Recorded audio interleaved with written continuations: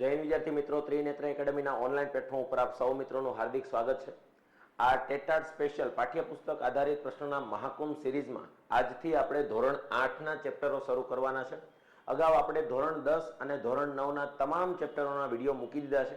જો હજી તમે ન જોયા હોય તો જોઈ લેજો।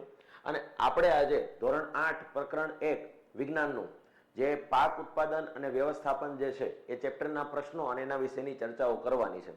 હવે મિત્રો કેવું છે કે ધોરણ 8 થી લઈને 6 સુધીના જે આપણે કરવાના છે, ધોરણ 6 ના ચેપ્ટરો, ધોરણ 7 ના ચેપ્ટરો, આ બધા ચેપ્ટરો નાના હશે પણ એમાંથી એકાદો બે એવા સવાલો બની જશે કે જે આપણી સ્પર્ધાત્મક પરીક્ષામાં ચોક્કસ રીતે કંઈક ને કંઈક રીતે પૂછાશે, બરાબર। તો આપણે શરૂઆત કરીએ ધોરણ 8 પ્રકરણ 1 પાક ઉત્પાદન અને વ્યવસ્થાપન।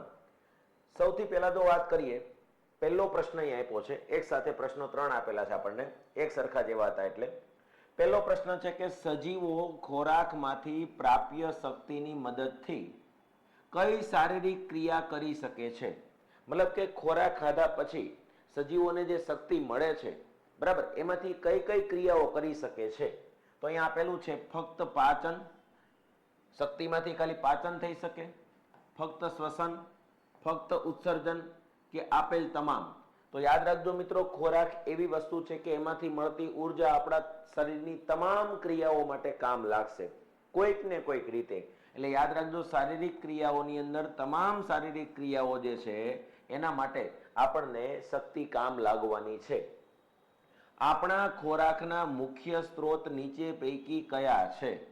આપણા ખોરાકના સ્ત્રોત મતલબ કે આપણને ખોરાક ક્યાંથી મળે છે? ઓલી રીલ્સ યાદ આવી ગઈ છે, ખોરાકના મુખ્ય સ્ત્રોત જણાવો, તો લગન છે, બહેણું છે, દોસ્તારની પાર્ટી છે, આમાંથી આપણને ખોરાક મળી રહે છે। પણ અહીંયા વાત એવી થાય છે મિત્રો કે ખોરાક મેળવવા માટે આપણે વનસ્પતિનો ઉપયોગ કરીએ છીએ, જેમ કે શાકભાજી છે, ફળો છે, મરી મસાલા છે, કઠોળ છે, અનાજ છે, આ બધું વનસ્પતિમાંથી મેળવીએ છીએ। પ્રાણીમાંથી પણ કેટલાક પ્રકારના ખોરાક મેળવીએ, દૂધ, દહીં, ઘી, છાશ, પનીર, ચીઝ, માખણ, બરાબર। નોન વેજીટેરિયન હોય તો માંસ મટન પણ ખાતા હોય, તો પ્રાણીઓનો પણ ખોરાક તરીકે ઉપયોગ કરીએ છીએ। તો અહીંયા સાચો જવાબ થઈ જશે, ખોરાકના મુખ્ય સ્ત્રોતની અંદર વનસ્પતિ અને પ્રાણી બંને આવશે, બરાબર। ત્યારબાદ આગળ વાત કરીએ કે વિશાળ જન સમુદાયને ખોરાક પ્રાપ્ત કરાવવા નીચેનામાંથી કયા તબક્કાની જરૂરી છે? કયો તબક્કો જરૂરી છે?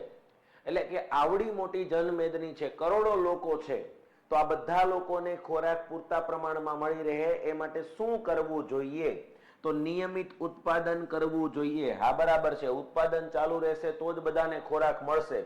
યોગ્ય વ્યવસ્થાપન કરવું જોઈએ, મેનેજમેન્ટ વ્યવસ્થિત કરવું જોઈએ, ખોરાકનું પ્રબંધન કરવું જોઈએ, બરાબર છે। વિતરણ વ્યવસ્થિત કરવું પડશે તો જ ખબર પડશે કે કયા લોકોને ખોરાક નથી મળ્યો કે કયા લોકોને મળ્યો છે।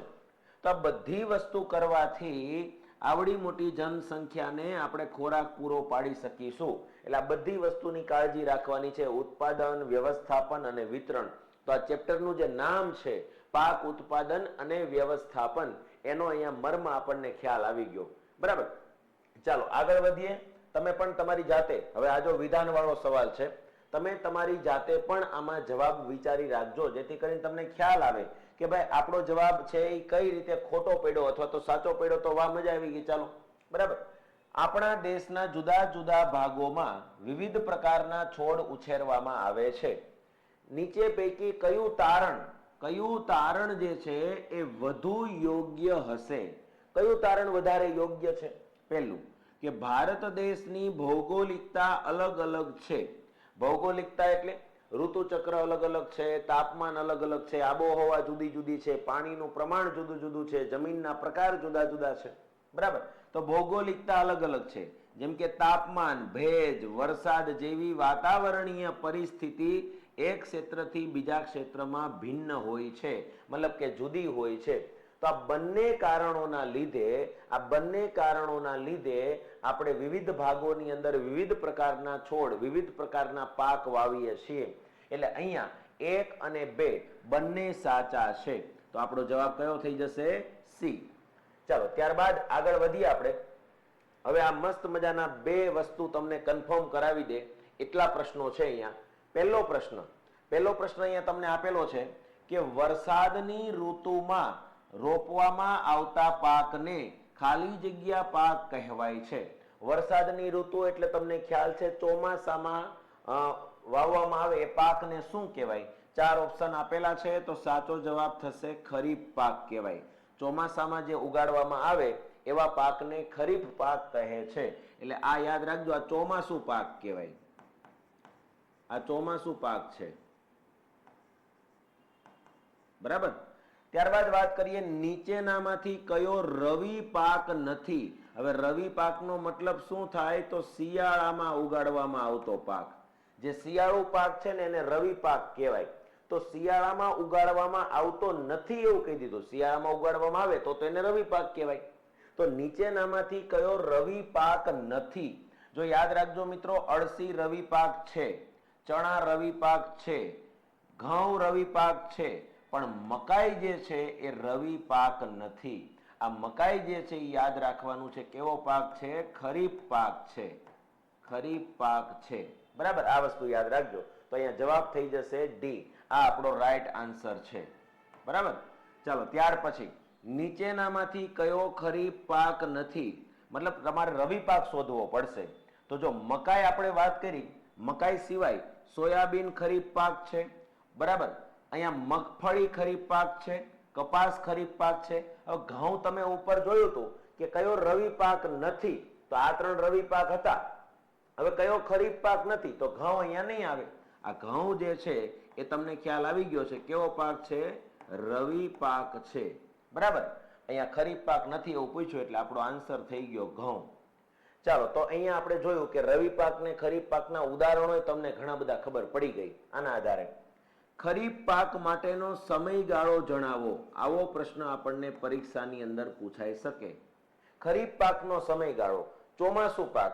હવે ચોમાસું છે તો અંદાજિત તમે મહિનાઓનો અંદાજ લગાવી શકો કે ચોમાસાની શરૂઆત જે છે એ આશરે જૂન મહિના આસપાસ થતી હોય છે. તો જૂન થી સપ્ટેમ્બર જે છે એ આનો સાચો જવાબ ગણાશે. ખરીફ પાક, ચોમાસા પાકનો જે સમયગાળો જે છે એ જૂન થી સપ્ટેમ્બર યાદ રાખવાનો છે. ત્યારબાદ આગળ વધીએ કે શિયાળાની ઋતુમાં રોપવામાં આવતા પાકને શું કહેવાય? હમણાં જ આપણે જોઈ ગયા, એને ભાઈ રવિ પાક કહેવાય, બરાબર. અને હવે કીધું કે રવિ પાક માટેનો સમયગાળો જણાવો. રવિ પાક માટેનો સમયગાળો એટલે શિયાળાની ઋતુ, મતલબ ઠંડી પડતી હોય એવા મહિના કયા છે એ તમે અહીંયા જોઈ શકો. તો શિયાળો, ઉનાળો, ચોમાસું, શિયાળો. તો ચોમાસા પછી શિયાળો આવે તો જૂન થી સપ્ટેમ્બર અહીંયા એવું હતું, બરાબર. પછી યાદ રાખવાનું છે ઓક્ટોબર થી જે માર્ચ મહિના સુધીનો જે સમયગાળો છે એ રવિ પાક માટેનો સમયગાળો છે. એટલે યાદ રાખવાનું છે ઓક્ટોબર થી માર્ચ આપણે શિયાળાની ઋતુનો અનુભવ કરતા હોઈએ છીએ. તો ઓક્ટોબર થી માર્ચ રવિ પાકનો સમયગાળો અને જૂન થી સપ્ટેમ્બર જે છે એ ખરીફ પાકનો સમયગાળો છે. ચાલો, મસ્ત મજાના પ્રશ્નો થઈ ગયા, ખ્યાલ આવી ગયો. બેઝિક ટોપિક રવિ પાક ખરીફ પાકનો મુદ્દો પણ આપણને સમજાઈ ગયો. આગળ વધીએ મિત્રો. અહીંયા આપેલું છે કે માટીને ઉલટાવીને પોચી બનાવવી એ ખેતીનું મહત્વપૂર્ણ કાર્ય છે. શા માટે? માટીને આપણે ઉથલ પાથલ કરીએ છીએ એનું કારણ શું છે? શું કામ આવું કરવું પડે છે? તો એના માટે અહીંયા આપેલું છે કે મૂળ જમીનમાં ઊંડે સુધી જઈ શકે તે માટે. હા, બરાબર છે. માટી પોચી થઈ જાય, આમ ઉથલ પાથલ કરો, ખેડ કરો, તો ખેડ કરવાથી માટી પોચી થાય એટલે મૂળ ઊંડે સુધી જાય. પોચી માટી મૂળને શ્વસનમાં સહાય કરે છે, બરાબર છે. મૂળ દ્વારા પણ શ્વસન થાય, માત્ર પર્ણો દ્વારા નહીં થાય. એટલે જમીનની અંદર ઓક્સિજનની ને કાર્બન ડાયોક્સાઇડની બધાની સપ્લાય થાય, વાયુ વિનિમય થાય, એ માટે ખેડ કરીએ. પોચી માટી અળસિયા અને સૂક્ષ્મ જીવોની વૃદ્ધિ કરે છે. જેટલી પોચી માટી હશે એટલા અળસિયા અને બીજા સૂક્ષ્મ જીવો જીવી શકે અને ખેતી રૂપમાં મદદરૂપ થઈ શકે. તો અહીંયા આપણો જવાબ બની જશે આપેલ તમામ. આપણો રાઈટ આન્સર શું થશે? આપેલ તમામ. આગળ વધીએ. ખેતરને શાની મદદથી સમથળ કરવામાં આવે છે? સમથળ એટલે સપાટ, સીધી અથવા તો આમ વ્યવસ્થિત કરવામાં આવે છે. તો આ પ્રશ્ન જે છે, હા, ખેડૂતના દીકરા હોય એને તો આઈડિયા હશે જ, પણ એના સિવાયના જે ભણીને આવ્યા છે એને પણ આઈડિયા હોવો જોઈએ, બરાબર. તો જમીનને સમથળ, ખેતરને સમથળ કરવા માટે અહીંયા શબ્દ આપેલો છે સમારનો ઉપયોગ થાય. કોનો ઉપયોગ થાય? સમારનો. તમે નાના હશો ત્યારે કદાચ પપ્પા હારે ખેતી કરવા માટે ખેતરમાં ગયા હોય તો ઘણીવાર એવું બને કે સમાર જ્યારે હાંકતા હોય ને સમાર એટલે ઘણી વખત કેવું છે કે ઢેફાને ભાંગવા માટે, આમ ભૂકો કરવા માટે, જમીનને ખેતરને સીધું કરવા માટે, તો એવી વખતે શું કરે કે વાહે એક થાંભલો બાંધી દે, બળદના જોતરની વાહે થાંભલો બાંધી દે અને થાંભલા ઉપર બાપા ઉભા રહી જાય. ઘણી વખત આપણને અંદર ઉભું રહેવાનું મન થાય, તો ઉભા રહીને તો મજા આવે, ઓલો ભાર રહેવો જોઈએ. જો આપણે એની આરે ન હોય તો એ મોટો પથ્થર એની ઉપર મૂકી દે એટલે ભાર રહે થોડો, બરાબર, તો એના લીધે ઢેફા ભાંગી જાય. ચાલો હું તમને એક સમાર બતાવું. અહીંયા જો આ સમાર જે ઊભો મૂકેલો છે, બરાબર, આ લાકડાનો સમાર છે, બરાબર, આ લાકડાનો સમાર છે. આની ઉપર ભાર મૂકી દે અથવા ખુદ ઉભા રહી જાય એટલે બળદ હાલતા જાય, પાછળથી ઢેફા ભાંગતા જાય, જમીન છે ખેતરથી સમથળ થતું જાય, બરાબર. આની જગ્યાએ હવે ઘણા ઓલા જે લાઇટના જે થાંભલા આવે ને, થાંભલા ફેરવી નાખે છે. થાંભલા ફેરવી નાખો ને ખેતરની અંદર તોય એ સમારનું કામ જ કરશે. તો સમાર જે છે એ ખેતરને સમથળ બનાવવા માટે વપરાય છે. આગળ વધ્યું છે, જમીનને લાંબા ગાળે નુકસાન ન થાય તે માટે કયું ખાતર ઉમેરશો? જો લાંબા ગાળે નુકસાન ન કરવું હોય તો તમને ખ્યાલ છે કુદરતી ખાતર, કુદરતી ખાતરને સેન્દ્રિય ખાતર પણ કહેવાય. તો એવા સેન્દ્રિય ખાતરનો ઉપયોગ કરવો પડે. હવે તમે અહીંયા જોઈ શકો છો કે છાણિયું ખાતર જે છે ને, છાણિયું ખાતર એ કુદરતી ખાતર છે અથવા એને સેન્દ્રિય ખાતર પણ કહેવાય, બરાબર. સેન્દ્રિય અથવા કુદરતી ખાતર છે જે લાંબા ગાળે જમીનને નુકસાન નહીં થવા દે. જ્યારે યુરિયા છે, ડીએપી છે, પોટાશ છે, આ બધા કૃત્રિમ ખાતરો છે. કેવા ખાતરો છે? કૃત્રિમ ખાતરો છે. આ બધા જ કૃત્રિમ ખાતરો છે, બરાબર. અને આ ડીએપી નું પૂરું નામ કદાચ ક્યારેક પૂછાઈ જાય તો યાદ રાખવાનું છે ડીએપી. એનું પૂરું નામ થશે ડાય એમોનિયમ ફોસ્ફેટ, ડાય એમોનિયમ ફોસ્ફેટ, બરાબર. આ ડીએપી જે છે એ કૃત્રિમ ખાતર છે. આ વસ્તુ અહીંયા યાદ રાખજો. તો કુદરતી ખાતર જમીનને લાંબા સમય સુધી નુકસાન નહીં કરે. બાકી આ જો કૃત્રિમ ખાતરો નાખશો, યુરિયા છે, ડીએપી છે, પોટાશ છે, એનપીકે છે, આવા બધા ખાતરો નાખવામાં આવે તો લાંબા ગાળે જમીનને નુકસાન થઈ શકે છે.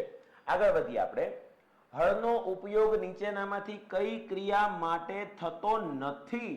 જો અહીંયા એવું કીધેલું છે કે હળનો ઉપયોગ કઈ ક્રિયા માટે થતો નથી, એટલે ઉતાવળ નહીં કરતા, પાછળ નથી કે છે એમાં ધ્યાન રાખજો. પેલું કીધું જમીનની ખેડ કરવા માટે, ભાઈ આના માટે તો ઉપયોગ થાય. પાકની લણણી કરવા માટે, હવે પાકને લણવો હોય તો કઈ હળનો મદદ ન જોઈએ. હવે તમે વિચાર કરો કે બાજરી થઈ ગઈ છે તો એને લણવી હોય તમારે તો દાંતરડાની જરૂર પડે, બરાબર. અથવા ઘઉં છે તો હાર્વેસ્ટર થી તમે લણણી કરી નાખો. ઓલું મોટું મશીન આવે ને, સીધું આમ કાપતું જાય ને ઘઉં અલગ કરતું જાય, તો એ હાર્વેસ્ટર નો ઉપયોગ કરી શકાય. પણ લણણી કરવા ક્યાંય હળનો ઉપયોગ ન થાય. તો અહીંયા આપણને મળી ગયો જવાબ કે લણણી કરવા માટે હળનો ઉપયોગ થતો નથી. બાકી ખાતર જમીનમાં ભેળવવા માટે હળનો ઉપયોગ થાય. કેમ કે હળમાં આ રીતે હોય તો હારે હારે ઓલું એક ખાનું રાખી દે ને એમાંથી પાઇપમાંથી ખાતર નાખતા જાય તો ખેડ થતી જાય ને હારે હારે ખાતર નખાતું જાય, બરાબર. નીંદણના નિકાલ માટે પણ ઉપયોગ થાય. કેમ કે તમે ચાની વચ્ચે માની લો કે વધારાનું ઘાસ ઉગી નીકળ્યું છે, બિનજરૂરી વનસ્પતિ ઉગી નીકળી છે, તો તમે હળ આપી નાખો તો એ બધું મૂળ ઉખડી જાય અને એના લીધે ઘાસ સુકાઈ જાય એટલે આપણને નડે નહીં, બરાબર. તો એના માટે પણ તમે હળનો ઉપયોગ કરી શકો, પણ લણણી માટે તમે હળનો ઉપયોગ કરી શકો નહીં. તો અહીંયા રાઈટ આન્સર થઈ જશે બી. ચાલો તમે પણ તમારી સાથે સાથે વિચારતા રહેજો, બરાબર. ચાલો મહત્વની વાત એ છે કે જે મિત્રો દ્રોણાચાર્ય બેચ વિશે નથી જાણતા એમને હું જણાવી દઉં કે ટેટ 1, 2, સેકન્ડરી, હાયર સેકન્ડરી તમામ પરીક્ષાઓની તૈયારી એક જ બેચમાંથી કરવી હોય તો એના માટે છે Dronacharya batch. Live plus recorded સ્વરૂપે આપણે આ બેચની અંદર ભણાવીએ છીએ અને પ્રિલિમ્સ અને મેન્સ બધી જ તૈયારી થઈ જશે. તમામ વિષયોની તૈયારી થઈ જશે. સાથે સાથે વિષય વસ્તુનું પણ મટીરિયલ આપવામાં આવશે. ફ્રીમાં ટેસ્ટો પણ લેવામાં આવશે અને આ બધી જ વસ્તુ દ્રોણા કૂપન કોડ નાખવાથી માત્ર 2199 તમને આ બેચ મળશે ને એ પણ પરીક્ષા સુધીની વેલિડિટી સાથે. જ્યાં સુધી તમારી પરીક્ષા પૂરી ન થઈ જાય ત્યાં સુધીની વેલિડિટી છે. ઘણા મિત્રોને એમ લાગે અત્યારથી અમે લઈ લઈશું અને પરીક્ષા થોડીક મોડી આવી તો કોઈ ટેન્શન નથી. જેટલી મોડી આવે એટલી આવવા દો. અત્યારથી તમે તમારી તૈયારી શરૂ કરો, બરાબર. પરીક્ષા સુધીની વેલિડિટી સાથે તમને આ કોર્સ મળવા પાત્ર છે. ક્યાં જવાનું છે? પ્લે સ્ટોર પર ત્રિનેત્ર ઓનલાઈન એપ્લિકેશન ડાઉનલોડ કરવાની છે અને એમાં દ્રોણાચાર્ય બેચમાં ડેમો લેક્ચર જોવાના. મજા આવે એટલે કોર્સ લઈને આજથી ભણવાની શરૂઆત કરવાની છે. ટેટાટ ને અંતર્ગત કોઈ પણ માહિતી જોઈતી હોય તો તમે આ નંબર પર સંપર્ક કરી શકો છો. બરાબર, ચાલો આગળ વધીએ. આપણે પ્રશ્નનો દોર આગળ ચલાવીએ. ફરી પાછો એક વિધાનવાળો સવાલ આવી ગયો છે. મસ્ત મજાનો સવાલ છે, તમે પણ વિચારી રાખજો. એવું લાગે તો વિડીયો પોઝ કરીને તમે તમારો જવાબ નક્કી કરી લેજો. કુદરતી ખાતર કૃત્રિમ ખાતર કરતા વધુ યોગ્ય ગણાય છે. કુદરતી ખાતર જે છે, સેન્દ્રિય ખાતર, એ કૃત્રિમ કરતા એટલે કે યુરિયા એના કરતા વધારે યોગ્ય ગણાય છે. આ માટે સાચું વિધાન પસંદ કરવાનું છે. પહેલું કીધું કે કુદરતી ખાતર એક પ્રાકૃતિક પદાર્થ છે. હા ભાઈ, આ બરાબર છે, આ સાચું છે. પ્રાકૃતિક એટલે કુદરતી થયું ને, બરાબર. ચાલો, ત્યારબાદ અહીંયા કીધું કે કુદરતી ખાતરથી જમીનને ભરપૂર માત્રામાં સેન્દ્રિય પદાર્થો પ્રાપ્ત થાય છે. તો મિત્રો, આ વિધાન ખોટું છે. કુદરતી ખાતર છે ને, એ આયુર્વેદિક જેવી વસ્તુ છે. અસર કરશે પણ ધીરે ધીરે કરશે. એમાં પોષક તત્વો ભરપૂર માત્રામાં ન હોય. બરાબર, તો યાદ રાખજો મિત્રો કે આમાં સેન્દ્રિય પદાર્થ જે છે એ ભરપૂર માત્રામાં હોતા નથી, ઓછા પ્રમાણમાં હોય છે. અને એટલે જ લોકો એમાં નાખતા નથી. અત્યારે બધાને જલ્દી ઉત્પાદન જોઈએ છીએ, અને જલ્દી ઉત્પાદન મેળવવા યુરિયા નાખ્યું, ફટ દેન રિઝલ્ટ મળ્યું. આવલું ટેબ્લેટ જેવું છે, ટેબ્લેટ પીવો તો તમને તરત અસર થઈ જાય છે. બરાબર, પણ હવે તમને એમ કે આ વસ્તુ ખાજો ને, માની લો ફ્રૂટ ખાજો ને એનાથી ફરક પડશે, પણ ફ્રૂટ ખાવાથી ધીરે ધીરે પોષક તત્વો મળશે અને ટેબ્લેટથી સીધા મળી જાય. તો બધા ટેબ્લેટનો જ ઉપયોગ કરે છે, ભલે પછી સાઈડ ઇફેક્ટ થાય. તો અહીંયા એ જ વસ્તુ છે કે આમાં ભરપૂર માત્રામાં સેન્દ્રિય પદાર્થો હોતા નથી. 9મા ધોરણમાં પણ આ વસ્તુ આપણે ભણી ગયા હતા. બરાબર, તો અહીંયા માત્ર પહેલું વિધાન જે છે એ જ સાચું છે. બાકી પહેલી નજરે જોતા તમને એમ જ લાગે કે નહીં, આ બરાબર છે. એટલે આવી નાની નાની બાબતોનું ધ્યાન રાખવું પડશે આપણે પરીક્ષામાં, નહીતર આવા મામૂલી સવાલ પણ આપણો 1 માર્ક કાપી જાય. બરાબર, તો આ વસ્તુ ધ્યાન રાખજો. કૃત્રિમ ખાતરો જે છે, યુરિયા છે, એનપીકે છે, ડીએપી છે, તો આ બધા ખાતરો કેવું છે કે સીધા તત્વો જ નાખેલા છે રાસાયણિક સ્વરૂપે, એટલે તરત જ જમીનમાં મળી જાય. એટલે ભરપૂર માત્રામાં સેન્દ્રિય પદાર્થો શેમાં હોય? કૃત્રિમ ખાતરમાં, કેમિકલ વાળા ખાતરમાં. જ્યારે આ જે પદાર્થો જે છે કુદરતી ખાતર છે એમાં ભરપૂર માત્રામાં હોતા નથી, ઓછી માત્રામાં હોય. એટલે જ લોકો એનો ઉપયોગ ઓછો કરે છે. ચાલો આગળ વધીએ. આપણે નીચેનામાંથી કયું કૃત્રિમ ખાતર નથી? કૃત્રિમ ખાતર નથી. યુરિયા કૃત્રિમ ખાતર છે, સુપર ફોસ્ફેટ કૃત્રિમ ખાતર છે, એમોનિયમ સલ્ફેટ કૃત્રિમ ખાતર છે. વર્મી કમ્પોસ્ટ જે છે એ કૃત્રિમ ખાતર નથી. આ કેવું ખાતર છે? તો કુદરતી ખાતર છે. કેવું ખાતર છે? કુદરતી ખાતર છે. અને વર્મી કમ્પોસ્ટ બનાવવા માટે અળસિયાનો ઉપયોગ થાય છે. અળસિયા, બરાબર, અને એમાં ખાસ કરીને લાલ અળસિયા, આ યાદ રાખજો. તો વર્મી કમ્પોસ્ટ જે છે, વર્મ એટલે નાના નાના સૂક્ષ્મ જીવો, કમ્પોસ્ટ એટલે કોહવાણ થવું. તો વર્મી કમ્પોસ્ટ ખાતર છે એ કૃત્રિમ ખાતર નથી, કુદરતી ખાતર છે. ત્યારબાદ અહીંયા કીધું કે NPK માં કયું તત્વ આવેલું નથી. હવે જે મિત્રોને રસાયણ વિજ્ઞાનની સંજ્ઞાઓ આવડતી હોય એને ખ્યાલ આવી જાય. અહીંયા NPK છે, તો N નો મતલબ શું થશે? નાઇટ્રોજન. બરાબર, P નો મતલબ શું થશે? ફોસ્ફરસ. ફોસ્ફરસની સંજ્ઞા P છે. અને K નો મતલબ શું થશે? પોટેશિયમ. પોટેશિયમની સંજ્ઞા K છે. તો NPK નો મતલબ થશે નાઇટ્રોજન, ફોસ્ફરસ અને પોટેશિયમ ધરાવતું ખાતર. તો અહીંયા એવું કીધું છે કે કયું તત્વ આવેલું નથી? તો નાઇટ્રોજન આવે, પોટેશિયમ આવે. બરાબર, ત્યારબાદ આપણને ખબર છે ફોસ્ફરસ આવે, પણ કેલ્શિયમ આવે નહીં. એટલે ઘણાને એમ લાગે કે કેલ્શિયમ નો હશે, તો કદાચ જીકી દે, અહીંયા કેલ્શિયમ ન આવે. તો ધ્યાન રાખજો, NPK એટલે નાઇટ્રોજન, ફોસ્ફરસ, પોટેશિયમ. તો કેલ્શિયમ આમાં ક્યાંય આવવાનું નથી. 3 તત્વો આવે છે. બરાબર, ચાલો આગળ વધીએ. આપણે સમયાંતરે ખેતરમાં પાણી પૂરું પાડવાની ક્રિયાને શું કહેવાય? પાણી પૂરું પાડવાની પ્રક્રિયાને આપણે શું કહીએ છીએ? તો આપણને આઈડિયા આવી ગયો હશે કે એને કહેવાય સિંચાઈ. બરાબર, એને શું કહેવાય? સિંચાઈ. વાવણીનો મતલબ શું થાય? તો બીજ રોપવાની જે પ્રક્રિયા છે એને રોપણી અથવા વાવણી કહેવાય. લણણીનો મતલબ શું થાય? કે પાક પરિપક્વ થઈ ગયા બાદ એને છોડમાંથી અલગ કરી નાખવાની જે પ્રોસેસ છે એને લણણી કહેવાય. રોપણી અને વાવણી બે સેમ ટુ સેમ છે, પણ આમાં રોપવામાં આવે અને આમાં વાવવામાં આવે. આ વસ્તુ યાદ રાખજો. અમુક વસ્તુ રોપવા પડે. બરાબર, ચાલો આગળ વધીએ આપણે. નીચેનામાંથી સિંચાઈ માટેની પરંપરાગત પદ્ધતિ કઈ નથી? પરંપરાગત એટલે કેવી? જૂની, પહેલેથી ચાલતી આવતી પરંપરાગત. બરાબર, તો અહીંયા આપણને એવું કીધું છે કે પરંપરાગત પદ્ધતિ નથી, એટલે કે મોડર્ન પદ્ધતિ હોવી જોઈએ. બરાબર, તો ટપક પદ્ધતિ જ એવી છે કે પહેલાના સમયમાં હતી નહીં. ટપક પદ્ધતિ તો હમણાં ચાલુ થઈ. બરાબર, તો આ મોડર્ન પદ્ધતિ કહેવાય, આધુનિક પદ્ધતિ કહેવાય. જ્યારે ચેન પંપ છે, રહેંટ છે, ઢેકલી છે. હવે તમને એમ થાય આ શબ્દો સાહેબ અમને સમજાઈ ગયો, આ ચેન પંપ ને રહેંટ ને ઢેકલી ને આ બધું પરંપરાગત છે, અમે ત્યારે નહોતા, તો અમને જણાવો કે આમાં શું આવે. ચાલો તો હું જણાવી દઉં તમને. જો અહીંયા મોટ છે, મોટ આમાં નથી ઓપ્શનમાં આપેલું, પણ મોટ છે એ પરંપરાગત છે. મોટમાં શું હોય કે ચામડાનું એક થેલા જેવું બનાવેલું હોય, એને કૂવામાં નાખે, બહુ મોટું હોય, અને પછી એને ખેંચે. હવે એ પોતે ન ખેંચે કેમ કે ઘણું બધું પાણી ભરેલું હોય, તો ઘણીવાર ઊંટ દ્વારા, ઘણીવાર બળદ દ્વારા, ઘણીવાર બીજા પ્રાણીઓ દ્વારા એને ખેંચે. પાછા ઓલા બળદને પાછા લાવે, પાછું અંદર જાય, પાછું ખેંચે. એવી રીતે પાણી બહાર કાઢીને સિંચાઈ કરતા હતા, એને કહેવાય મોટ. ત્યારબાદ અહીંયા તમે જોયું ચેન પંપ. ચેન પંપ શું છે કે એ ગોળ ગોળ ફેરવવામાં આવે તો નીચેથી આખું આમ ઉપર ડબલું ભરીને પાછું પાણી ઉપર, ડબલું ભરીને પાછું પાણી ઉપર. તો આવી રીતે જે થાય એને ચેન પંપ કહેવાય. બરાબર, ત્યારબાદ ઢેકલી. ઢેકલી શબ્દ જે છે એ શું છે?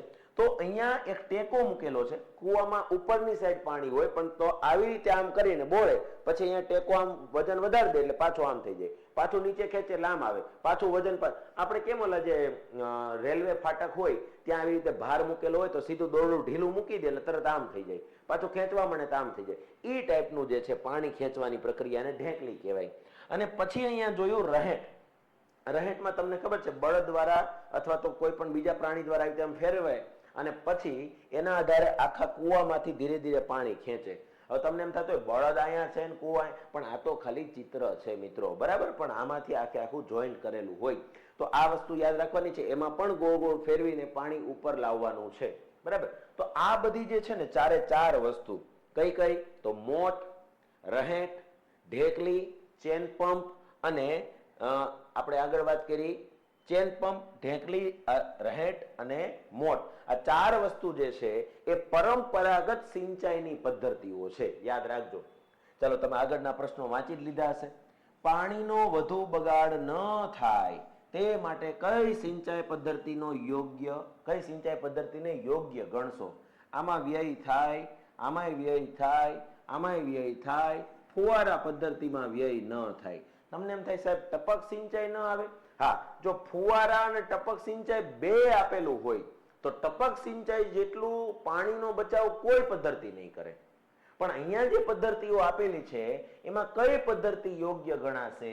તો યાદ રાખવાનું છે ફુવારા પદ્ધતિ. કેમ કે ફુવારા પદ્ધતિની અંદર જે છે એ પાણીનો વ્યય એટલો બધો થતો નથી. મસ્ત મજાનો સવાલ પૂછ્યો છે, ધ્યાન આપજો. નીચેનામાંથી કઈ પરિસ્થિતિ માટે ફુવારા પદ્ધતિનો ઉપયોગ વધુ યોગ્ય ગણાશે? કઈ પરિસ્થિતિમાં વધારે યોગ્ય ગણાય ફુવારા પદ્ધતિ? તો અસમતલ ભૂમિ હોય ત્યાં. હવે અસમતલ એટલે ખાડા ટેકરા વાળી, બરાબર, પર્વતીય વિસ્તાર છે, તો ત્યાં તમે પાણી આમ ઢાળમાં ન ચડાવી શકો, અથવા ઢાળમાં ચડી જાય ક્યાંક ભરાઈ જાય, બીજે પાછો ઢાળ નહીં ચડે. તો આવી જગ્યાએ કદાચ ફુવારા રાખો તો ઉપરથી બધાને પાણી મળી જાય. એટલે પહેલી વસ્તુ એકદમ મસ્ત મજાની છે, ફુવારા પદ્ધતિ ભાઈ અસમતલ ભૂમિ માટે ચાલે. પાણી ઓછી માત્રામાં હાજર હોય ત્યાં, હા, જ્યાં પાણીની અછત છે ત્યાં પણ તમે આ પદ્ધતિનો ઉપયોગ કરી શકો. અને રેતાળ જમીન હોય ત્યાં, કેમ કે રેતાળ જમીનમાં તમે ચાહ કરીને પાણી પાવો તો જેવું પાણી મોકલશો શરૂઆતમાં નીચે વહી જાય, ઓલું ઉપરથી બધાને પાણી મળી રહે. બરાબર, તો અહીંયા જવાબ થઈ જશે આપેલ તમામ જગ્યા પર તમે ફુવારા પદ્ધતિનો ઉપયોગ યોગ્ય રીતે કરી શકો છો. બરાબર, અને એના માટે જ ફુવારા પદ્ધતિ બનેલી છે. ચાલો આગળ વધીએ. પાક સાથે ઉગી નીકળતી બિનજરૂરી વનસ્પતિને દૂર કરવાની પદ્ધતિને શું કહેવાય? બરાબર, નીંદણ, નિંદામણ, લણણી, કાપણી. અહીંયા મોટા ભાગના વિદ્યાર્થીઓ ઉતાવળમાં નીંદણ ટીક કરી દીધું હોય, પણ મિત્રો જે પાકની વચ્ચે વધારાની વનસ્પતિ ઉગી નીકળે છે, બિનજરૂરી વનસ્પતિ ઉગી નીકળે છે, એને નિંદણ કહેવાય. અહીંયા પૂછેલું છે કે વનસ્પતિને દૂર કરવાની પદ્ધતિને શું કહેવાય? તો એને કહેવાય નિંદામણ. શું કહેવાય? નિંદામણ. બરાબર. તો આ વસ્તુ યાદ રાખવાનું છે કે નિંદણને દૂર કરવાની પ્રક્રિયાને નિંદામણ કહેવાય, પણ વધારાની વનસ્પતિને નિંદણ કહેવાય. એટલે પ્રશ્ન વ્યવસ્થિત વાંચજો. બરાબર, ઉતાવળ નહીં કરતા. નાના નાના પ્રશ્નો 1 માર્ક ખેંચી જાય. અહીંયા કીધેલું છે કે લણણી કરવા માટે શાનો ઉપયોગ થાય છે? લણણી એટલે પાકમાંથી ડુંડા અલગ કરી નાખવા. બરાબર, પરિપક્વ થઈ ગયા પછી તમે એને લણી લ્યો છો, તો એ લણણી કરવા માટે ખરપિયો વપરાય? ના. હળ વપરાય? ના. એક પણ નહીં તો નહીં આવે. હાર્વેસ્ટર આવશે. હાર્વેસ્ટર વડે તમે લણણી કરી શકો છો. હાર્વેસ્ટર 2 પ્રકારના આવે. નાના ખેતરોની અંદર ઓછું પાક ઉત્પાદન, ઓછું પાક હોય ત્યાં પણ અલગ હાર્વેસ્ટર આવે, જે હાથ વડે આમ પકડીને તમે ચાલી શકો ને પાક અલગ થતો જાય, બરાબર, લણણી થતી જાય, કટિંગ થતું જાય. અને એક મોટું હાર્વેસ્ટર આવે. આ હાર્વેસ્ટર કેવું હોય કે આખા ખેતરને 2-3 ફેરા મારે ત્યાં બધા ઘઉં ઉડાડી મારે. બરાબર. તો આ હાર્વેસ્ટર તમે જોયેલા હશે. જો આ બહુ મોટું છે, આ તો વિશાળ છે એમ કહેવાય. મોટું નહીં, વિશાળ છે એમ કહેવાય. કે બહુ મોટી જમીન હોય ત્યારે આવા મોટા મોટા હાર્વેસ્ટરનો ઉપયોગ થાય. મોટા ભાગે આટલી મોટી જમીનમાં આપણે અહીંયા બહુ ઓછું હોય છે. આ વિદેશોની અંદર ખાસ કરીને આવા ખેતરો વધારે હોય છે. બરાબર. આપણે અહીંયા જમીનનું જે પ્રમાણ છે નાનું, ભાગલા પડતા ગયા ને આપણે ભાઈઓમાં, એટલે ખેતર છે ને નાના થતા ગયા. હવે આવું એક હાર્વેસ્ટર લાવવું હોય તો કેટલાને ખેતર ખૂંદીને આવવું પડે, એટલે આ આપણે ભેગું ન થાય. આ હાર્વેસ્ટર નાનું છે. જો આ મસ્ત છે કે નાની જમીન છે, ઓછી જમીન છે, તો હાથ વડે પણ તમે આવું નાનું હાર્વેસ્ટરનો ઉપયોગ કરીને જો ઘઉં પડતા જાય આ સાઈડ. બરાબર. અને આમાં કેવી સિસ્ટમ હોય કે ઘઉં આમાં ભેગા થતા જાય ને બધું ઘઉં બહુ અલગ થઈને પાછા ઘઉં અહીંયા આવી જાય. તો આ વસ્તુ જે છે એ પાકની લણણી માટે વપરાય છે. બરાબર. હાર્વેસ્ટર કાપવામાં આવેલા પાકમાંથી દાણાઓને ભૂસામાંથી અલગ કરવાની પ્રક્રિયાને શું કહેવાય? મતલબ દાણા ઉપરથી ફોતરા અલગ કરી નાખો. હવે તમારે પ્યોર બીજ જોઈએ છીએ. મગફળી હોય તો મગફળી જોઈએ, ફોફા અલગ કરી નાખો. બરાબર. ઘઉં છે તો ઉપરથી ફોતરી અલગ કરી નાખો. ઘઉં પ્યોર આપણે જોઈએ છીએ. તો આવી રીતે દાણાને ભૂસામાંથી અલગ કરવા કઈ પ્રક્રિયા વપરાય? તો હાર્વેસ્ટિંગ તો નહીં આવે, કેમ કે હાર્વેસ્ટિંગ નો મતલબ શું થાય? પાકને અલગ કાપી નાખો, લણણી કરવી, એટલે આ તો નહીં આવે. વીડિંગ, ઇરિગેશન એવા કોઈ શબ્દો નહીં આવે. જવાબમાં આવશે થ્રેસિંગ. થ્રેસરની મદદથી. થ્રેસર તમે જોયેલું હશે. આ રીતે થ્રેસર હોય, પાક નાખી દીધો, સુકાઈ ગયેલો છે એટલે, અને એમાંથી ફોફા બોફા બધું ઉડાડી નાખે અને ઓલો કરીને નીચે આપણને દાણા અલગ કરી આપે. આને ઘણા થ્રેસર પણ કહે છે, અને કાઠિયાવાડ ભાષામાં ઘણી વખત હલર કહેવાય. શું કહેવાય એને? હલર. હલર વડે પણ આ વસ્તુ થાય. અને ખડું લેવાની જે પ્રક્રિયા છે, તો ખડું લેવાનું હોય ત્યારે આ વસ્તુ આપણે જોયેલી હોય. બરાબર. કે જ્યારે એન્ડિંગ હોય, મતલબ કે આખી મહેનતનું જ્યારે રિઝલ્ટ આવવાનું હોય એને ખડું લેવું કહેવાય ખેડૂત માટે. બરાબર. આગળ વધીએ. લણણી ઋતુ સાથે નીચેનામાંથી કયા ઉત્સવ જોડાયેલા નથી? બરાબર. તો લણણીનો સમય જે છે એ જ્યારે લણણીનો સમય હોય છે, ખરીફ પાક, રવિ પાક, જાયદ પાક, કોઈ પણ પાક માટે, તો એ સમયે અમુક તહેવારો એની સાથે આવી જતા હોય છે. તહેવારોને અને લણણીને કોઈ લેવા દેવા નથી, પણ વાત એ થાય કે લણણી જ્યારે કરાતી હોય ત્યારે સાથે સાથે કેટલાક તહેવારો પણ આવતા હોય છે. તો એમાંનો કયો તહેવાર અહીંયા નહીં આવે? તો પોંગલ આવે, વૈશાખી આવે, હોળી આવે, દિવાળી આવે, નાબનઈ આવે, બિહુ આવે, આ બધા આવે. ક્રિસમસ અને ઉત્તરાયણ નહીં આવે. બરાબર. હું તમને દેખાડી દઉં. પાઠ્યપુસ્તકની અંદર આપેલું છે. પાઠ્યપુસ્તકને જ ક્રોપ કરીને અહીંયા મૂકેલું છે. લણણી ઉત્સવો લખેલા છે. એમાં જો અહીંયા આપેલું છે આપણને કે લણણી સાથે કેટલાક વિશેષ ઉત્સવ જેમ કે પોંગલ, વૈશાખી, હોળી, દિવાળી, નાબનઈ તેમજ બિહુ જોડાયેલા છે. તો આમાં ક્યાંય ક્રિસમસ અને ઉત્તરાયણ આવતા નથી. પણ મિત્રો હવે કેવું થાય છે કે પાક ગમે તે હોય, ગમે ત્યારે વાવે છે, ગમે તેવી વસ્તુનો ઉપયોગ કરીને એ ઉગાડી દે છે, અને એના આધારે વધારે પાક ઉત્પાદન મેળવવા 12 માસ પાક વવાતો હોય છે. એટલે હવે પાછું ધ્યાન રાખજો, બધા તહેવારમાં ક્યાંક ને ક્યાંક લણણી ચાલુ હોય છે. બરાબર. પણ મોટા ભાગે આ વસ્તુ યાદ રાખવાની છે. પોંગલ, વૈશાખી, હોળી, દિવાળી, નાબનઈ અને બિહુ, આ તહેવારો જે છે અલગ અલગ રાજ્યના તહેવારો છે. બરાબર. તો આ બધા તહેવારો લણણીના સમયે હોય છે. તો આ રીતે આપણે જોયું ધોરણ 8 પ્રકરણ 1 પાક ઉત્પાદન અને વ્યવસ્થાપન. મજા આવી હશે આશા રાખું છું. બીજા મિત્રો સુધી આ વિડીયો પહોંચાડજો અને ધોરણ 9 અને 10ના વિડીયો જોવાના બાકી હોય તો જોઈ લેજો. ફરી પાછા આવતીકાલે મળશું ધોરણ 8ના પ્રકરણ 2 સાથે. ત્યાં સુધી જય હિન્દ, જય ભારત.